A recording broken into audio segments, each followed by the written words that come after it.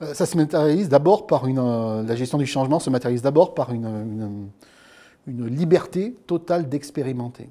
C'est-à-dire qu'on a posé une démarche qu'on appelle tous pionniers chez nous, qui consiste à dire, écoutez, il n'y a aucune règle, aucune politique, aucune procédure que vous ne pouvez pas réinterpeller. Vous pouvez faire autrement à deux conditions. La première, c'est de nous prévenir avant. La seconde, c'est que si vous vous engagez dans une impasse, cette expérimentation puisse être réversible. Donc la façon dont on propage le changement chez Enedis, c'est surtout du test and learn, c'est surtout des essais-erreurs, c'est ne pas s'engager sur des plans sur la comète complètement délirants, c'est un principe d'effectuation assez simple, hein, qu'on aime bien, c'est je fais sobre et je raisonne plutôt en perte acceptable qu'en gain espéré. Qu'est-ce que je suis prêt à perdre si jamais l'expérimentation échoue? C'est comme ça qu'on essaie de raisonner.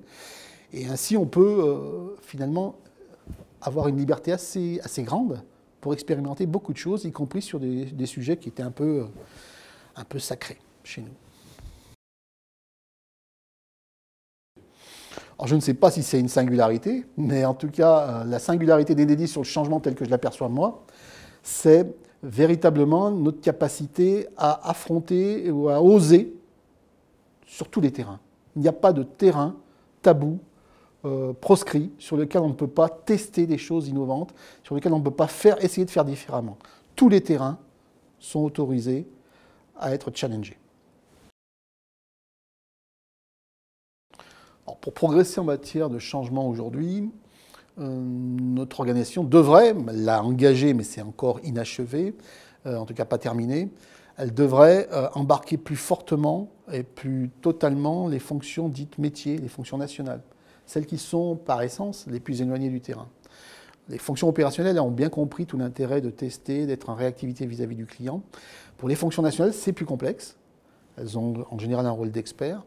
Et donc leur capacité à pouvoir se mettre à la portée du terrain, à pouvoir faire des instructions et à mettre à disposition de l'expertise qui fait sens, qui est comprise et surtout qui est portée par les acteurs de terrain, est absolument fondamentale. Donc cette étape-là, on n'est pas encore au bout du chemin, hein, elle sera longue, mais elle est absolument essentielle. L'apport de la chaire IMEO pour l'entreprise Enedis est de plusieurs ordres. D'abord, le fait qu'on rencontre dans cette chaire des chercheurs, des enseignants, des entreprises qui sont focus sur le changement, qui chacune à leur façon et avec leur méthode essaient de faire changer les choses. Ça, c'est précieux pour nous parce qu'on n'est pas seul.